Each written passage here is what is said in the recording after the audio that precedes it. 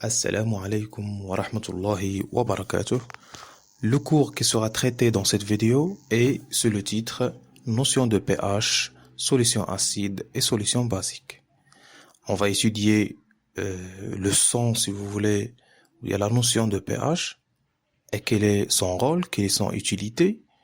Et on va rappeler la définition d'une solution aqueuse. Et on va voir aussi quelle est la différence entre solution acide et solution basique. Le cours sera divisé en général en 3 parties principales. La première sera sur la notion de pH. Ça veut dire on va donner une définition simple au pH et aussi les méthodes ou bien les moyens pour mesurer le pH. La deuxième partie sera sur les types de solutions. Les solutions acides, les solutions basiques, on va voir tous les types de solutions aqueuses. Et la troisième partie sera sur la dilution at-tarfif. Commençons par la première partie. Donc, dans un premier temps, nous allons citer quelques définitions. Commençons par la définition d'une solution aqueuse. Qu'est-ce que c'est qu'une solution aqueuse? Vous avez déjà étudié la solution aqueuse, al-mahloul al-ma'i. Donc, comment obtenir une solution aqueuse? Bien sûr, en faisant la dissolution d'un corps.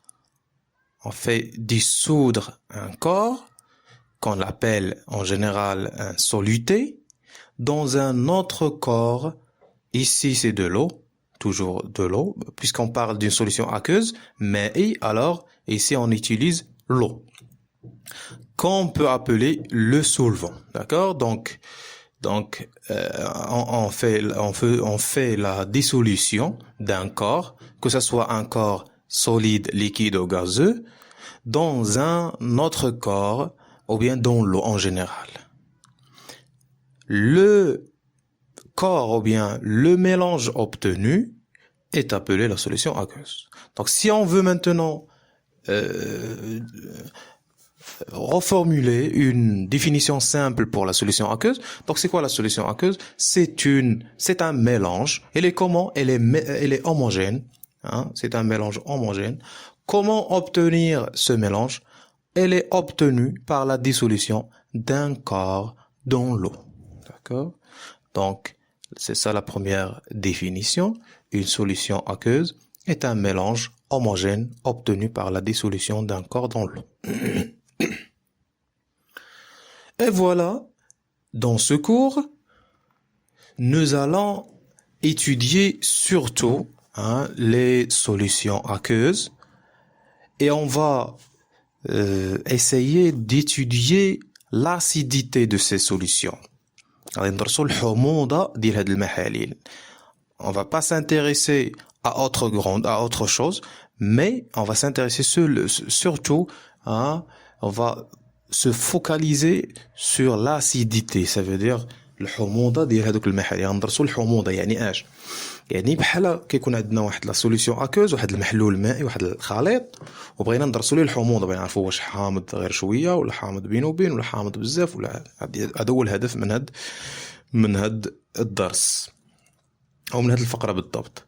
دونك اشنو يعني وضعوا لنا العلماء، شنو وضعوا لنا باش ندرسوا هاد الحموضة؟ وضعوا لنا واحد لا غروندور فيزيك جديدة اللي سميتها لو بي اش. دونك chaque solution aqueuse a sa propre valeur de pH. Voilà, je donne directement la définition de pH d'une solution aqueuse et bien sûr on va l'expliquer, on va la discuter entre nous. Donc c'est quoi le pH d'une solution aqueuse? Donc c'est une grandeur physique, comme j'ai dit. C'est une grandeur physique, c'est une valeur. D'accord? Sans unité, il n'a pas d'unité. Si vous rappelez la masse, par exemple, sans unité, kilogramme, gramme, milligramme, etc., la distance, mètre, centimètre, etc., mais le pH, il n'a pas d'unité. La valeur de pH de toutes les solutions aqueuses, elle est toujours comprise entre 0 et 14. Ça veut dire, on n'a pas des valeurs de pH qui sont inférieures à 0, qui sont négatives, ou bien qui sont supérieures à 14, 15 ou 16 ou plus. Quel est son rôle ce pH? Quel est son rôle cette valeur de pH? Elle permet de déterminer le degré d'acidité dans une solution aqueuse. كيمكننا باش نحددوا درجة الحموضة في واحد المحلول معين. هذه واحد لا ديفينيسيون، هذه من الاختيار ديالي كتعطي معنى يعني le pH باش نفهموه مزيان. Parfois on trouve aussi la définition suivante. Au lieu d'écrire il permet de déterminer le degré d'acidité de solution aqueuse, on écrit il permet de distinguer entre les solutions acides et solutions basiques. On va voir qu'est-ce que c'est que solution acide et qu'est-ce que c'est qu'une solution basique, d'accord? Mais l'essentiel que le pH d'une solution aqueuse, c'est une grandeur physique comprise entre 0 et 14 et les 100 unités, où le rôle ديالها انها كتعطينا واحد الفكرة على l'acidité على الحموضة ديال واحد المحلول المائي. Voilà. Donc j'ai cité maintenant deux définitions. La première définition c'est la solution aqueuse et après le pH d'une solution aqueuse. D'accord? Maintenant passons aux moyens de mesure. Ça veut dire les méthodes de mesure. Comment mesurer les pH, les valeurs de pH? En fait, on mesure le pH par deux méthodes, par deux moyens. La première et la deuxième. La première, c'est le pH mètre. Le pH mètre, d'après le nom, de son nom, mètre, hein, c'est un appareil de mesure. Donc, c'est un appareil de mesure. L'appareil de mesure, bien sûr, va donner des valeurs précises, exactes, qui contiennent la virgule. Bien sûr, قال الأجهزة الإلكترونية كيعطيونا واحد لا فالور اللي كتكون دقيقة، تكون مضبوطة، وكيكونوا باش كنعرفوها مضبوطة أو لا دقيقة كيكونوا فيها الفاصلة، يعني كتكون الفاصلة في هذوك الأرقام اللي كيعطينا. Exemple ديال هاد les appareils. Un exemple des appareils qui mesurent le pH. Ça veut dire le pH mètre. Ça c'est un exemple. Il y en a d'autres. Mais ça, c'est l'exemple ou bien c'est le modèle fameux. Hein, c'est le fameux modèle de pH mètre. Voilà, ici, l'écran, son écran. Ça, c'est un écran sur lequel s'affiche la valeur de pH. Il contient la virgule, comme vous voyez très bien ici. Ça, c'est ce qu'on appelle la sonde. La sonde. Donc, comment faire pour mesurer le pH? Tout simplement, on prend un récipient, on y verse une quantité de la solution aqueuse qu'on désire mesurer le pH et on plonge la sonde dans cette solution et on lit directement la valeur de pH sur l'écran. Et on écrit pH égale à 3,2. Donc ici, j'écris si on demande de trouver la valeur de pH, on écrit pH égale à cette valeur 3,2. Est-ce qu'on écrit l'unité? Le pH n'a pas d'unité. Le deuxième moyen maintenant, c'est le pH mètre. Pardon, c'est le papier pH. C'est le papier pH. On a déjà parlé de pH. Maintenant, le papier pH, waraq pH. C'est quoi ce papier? Le papier pH, c'est un papier qui a été trempé dans une matière qui change sa couleur selon la nature de la solution aqueuse. Ça veut dire quoi? Avec le waraq, c'est un papier naturel qui a été trempé dans une matière مشبع qui est saturé par une matière واحد المادة. هذيك المادة شنو كتخليه كيولي يبدل الالوان ديالو. هذاك لو بابيي كيولي يبدل الالوان ديالو على حساب هذيك لا سوليسيون كون ديزير ميزوري son pH. يعني لا سوليسيون اللي عندنا هو غالبا كيكون بحال الصفر شويه un peu jaune. ولكن lorsque je prends une quantité d'une solution aqueuse et je le verse sur ce papier et change sa couleur. Et voilà, je vous montre ici la méthode d'utilisation de papier pH. Le papier pH, il est enroulé dans cette boîte qu'on appelle la boîte de papier pH. Je prends un petit morceau de papier comme ça. Je le pose sur un récipient, ici, comme vous voyez.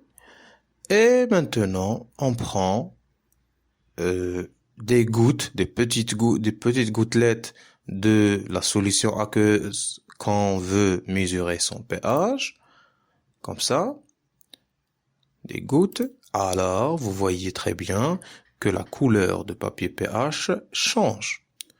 Ici, il change de la couleur naturelle qui est jaune vers une autre couleur, par exemple ici violette ou bien bleu. Et après, on prend le papier pH et on compare la couleur obtenue par les couleurs tracées sur la boîte de papier pH. كنشدو هذاك اللون اللي تكون لنا وكنقارنوه مع هاد الالوان. Si vous concentrez très bien ici, vous trouvez que chaque couleur, il y a un chiffre correspondant à cette couleur. Ici, par exemple, 7, ici, et ici, par exemple, on commence par 1. Donc, par exemple, ici, le rouge foncé, son pH est 1. Sa valeur de pH correspondante, c'est 1. Ici, le rouge clair un peu, sa valeur de pH 2, ici l'orange, etc., etc., etc. Et ici, par exemple, on a cette couleur, elle correspond à celle-là, donc ça veut dire que le pH est égal à 14. Donc si je veux écrire la valeur de pH, on écrit pH égale à 14, d'accord? Donc je reprends cette expérience pour bien saisir les étapes à suivre pour mesurer le pH à l'aide d'un papier pH, pardon. Voilà. Prends un morceau de papier pH, des gouttes de la solution aqueuse, on compare la couleur et on écrit la valeur de pH. Revenons maintenant à notre cours. J'ai aussi ici un dessin, un schéma pour expliquer la méthode à suivre. Donc je prends ici le papier pH, quelques gouttes de solution aqueuse. Et ici, la couleur obtenue, on la compare par les couleurs ici, c'est la boîte de papier pH, et j'écris à la fin la valeur de pH. Ici, vous voyez que les valeurs de pH ne contiennent pas de virgule. Ça veut dire quoi? Ça veut dire que le papier pH ne donne pas des valeurs qui sont précises, comme le cas pour le pH mètre. Donc, le pH mètre donne des valeurs précises. Mais le papier pH, il donne des valeurs passables, مقبولين, mais ils ne sont pas très précises. D'accord? On passe à la deuxième partie de ce cours, qui concerne les types de solutions. Voilà, je trace ici un axe. Cet axe est appelé échelle de pH, سلم pH, échelle de pH. J'écris ici la première valeur que peut obtenir le pH, c'est 0, et la dernière valeur que peut atteindre le pH. Et au milieu, bien sûr, on a 7. D'accord? Après des expériences, qu'est-ce qu'ils ont trouvé les chercheurs, ou bien les spécialistes, ont trouvé que les solutions qui ont pH entre 0 et 7, ils sont acides.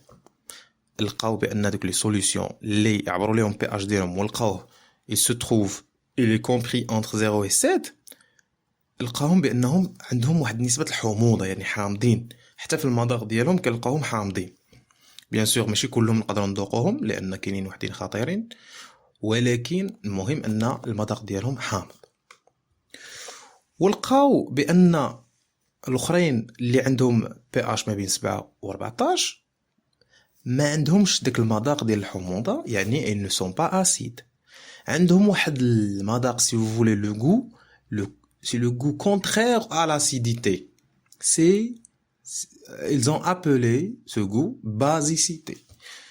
D'accord. Donc هذاك المذاق العكس ديال الحموضة بالعربية كيقولوا ليه القاعدية. نقدروا نفهموها اولا نبقاو عاقلين عليها بديك بحال نقولوا ديك المرورية او ديك البسولية اللي هي العكس ديال الحموضة. داكور. دونك كيكون عندنا الحموضة يعني محاليل حامضة، والعكس ديال المحاليل الحامضة يعني بحال تقول حيدنا منهم الحموضة ومازال يعني وصلنا لدرجة انهم مبقاوش ماشي غير عاديين، ماشي حيدنا من الحموضة تولوا عاديين، لا زدنا مازال حيدنا شي مكونات في هذيك المحاليل حتى ولات بازيك. كيفاش بازيك؟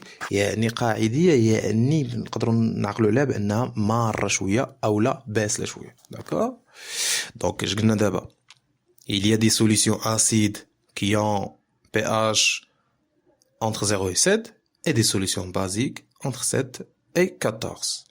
Les solutions qui se trouvent au milieu, ici, au milieu,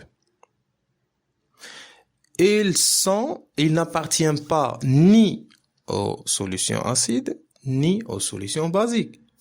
On les appelle des solutions neutres. Ils sont neutres. محايدة. ما هي مع هادو، ما هي مع هادو. D'accord? Et voilà les types de solutions. C'est pourquoi j'ai écrit ici le titre de cette partie, les types de solutions. Donc, on a combien de types de solutions maintenant? Il y a 3. Il y a solution acide, solution basique et solution acide, solution basique et solution neutre. D'accord? Voilà maintenant, si je pars de 7 vers 0. Donc, tout d'abord, ici, 7, c'est la valeur de pH de quoi? De solution neutre. Le fameux exemple d'une solution neutre, c'est de l'eau. الماء هو la solution neutre. ما هي مع les solutions acides، ما هي مع les solutions basiques. دونك ما حدنا حنايا حدا 7، فلي سوليسيون كاملين اللي كتكون بي اش ديالهم قريبه ل 7 ça veut dire راهم قراب شويه للماء، راهم ils sont identiques à l'eau. Mais ce jeu, on s'éloigne de la valeur 7 et on approche à la valeur 0. اش غادي يوقع على ديك لي سوليسيون؟ غيوليو ما يبقاوش بحال الماء. كيفاش غيبداو يوقع لهم؟ غيبداو يتجهدوا شويه، يعني كتزاد ليهم ديك الحموضه اللي فيهم. الا كنا في هاد الجهه ديال لاسيديتي دونك غتزاد ليهم لاسيديتي. دونك جيكري ici il y a augmentation de l'acidité. هناك تزايد وارتفاع للحمضيه او للحموضه مني كنتمي غادي من عند 7 وغادي عند 0. اذا كل ما تميت غادي مثلا كانت عندي هنايا 6، واحد لا سوليسيون عندها 6، واحد لا سوليسيون عندها 1، شكون هي اللي غتكون لا بلوز اسيد؟ هي اللي غادي تكون قريبه للصفر. دونك لا سوليسيون كي a la valeur 1 est plus acide que la solution qui a la valeur 6 par exemple. D'accord? Donc si je pars de 7 et bien sûr je pars de 7 vers 0, donc c'est l'acidité qui va augmenter.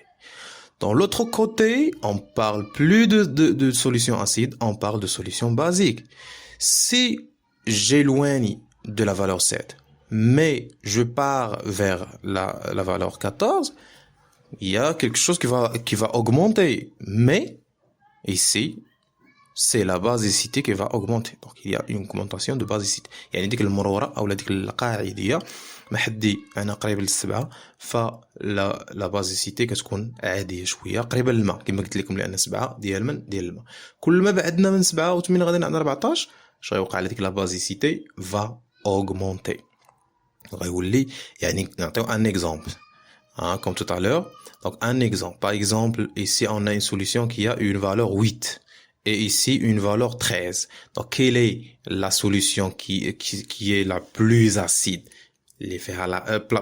La plus basique, qui a une basicité grande, une grande basicité, c'est celle-là qui se trouve à côté de 14.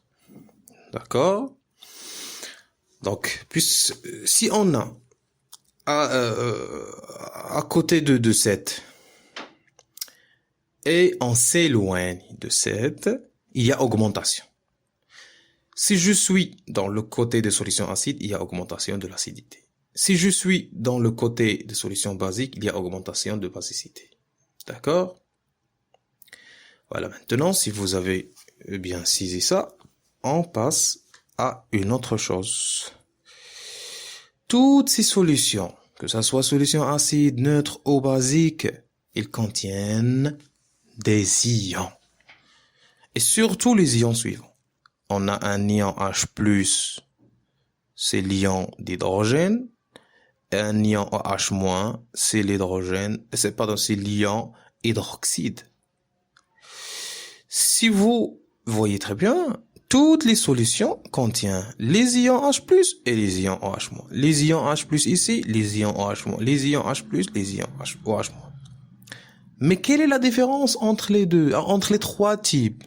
Ici, si vous voyez très bien, on a le signe suivant, le symbole suivant, c'est supérieur. Ça veut dire quoi?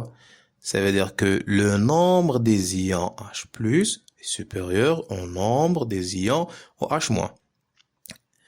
Et imta, ملي كيكون عندنا les solutions acides.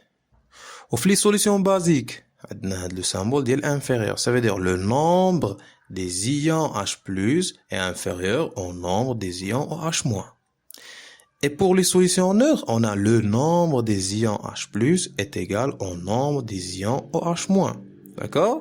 Donc, quelle est la différence entre les trois types? La différence sera au niveau de nombre de ces ions.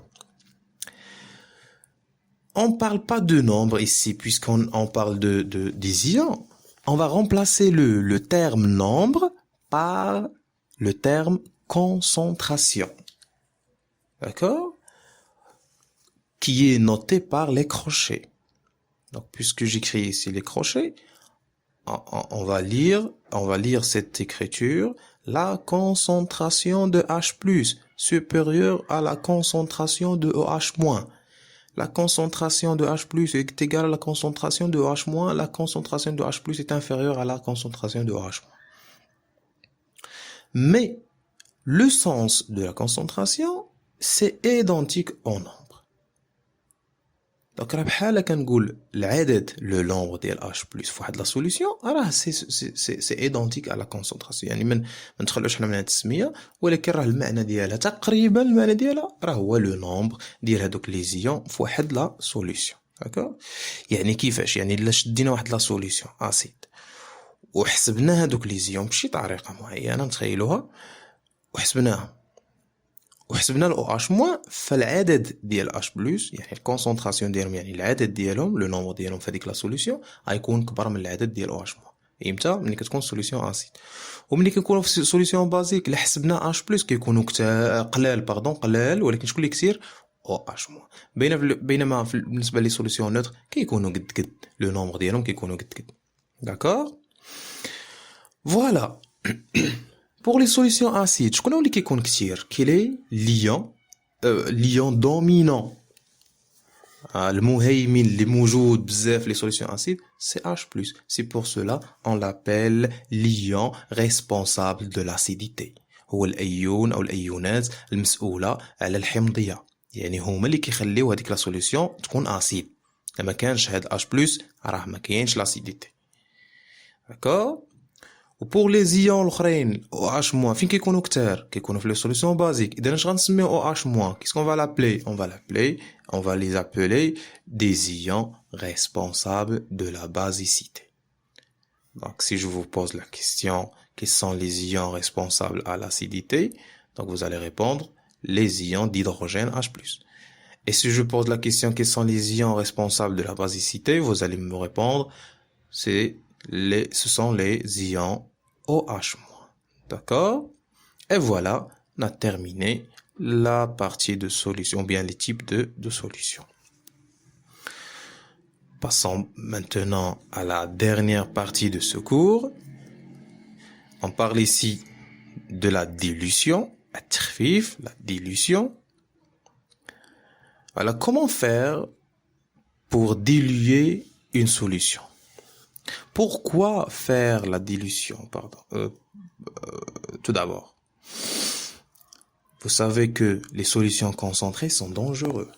les solutions اللي كيكونوا مجهدين concentrés هي مجهدين يعني مركزة محاليل مركزة كتكون مجهدة دونك ما نقدروش نستعملوها مباشرة. باغ اكزومبل لو جافيل مثلا فهو خطير. جافيل فهو خطير الا درتيه على اليد ديالك او على الملابس ولا كيأثر عليهم. الماء القاطع مثلا واحد لاسيد اللي كيكون مجهد دونك ما يمكنش نستعملوه مباشرة. دونك شنو خصنا نديرو؟ خصنا نخلطوه مع الماء. هاد الفكرة ديال نخلطوه on va le mélanger avec de l'eau, c'est ce qu'on appelle la dilution, تخفيف tout simplement. Mais il y a des démarches à respecter. Il y a des procédures à respecter pour faire la dilution, pour réaliser la dilution. Comment faire? Tout d'abord, on prend une quantité de l'eau pure, je parle de l'eau pure ici, et une solution concentrée.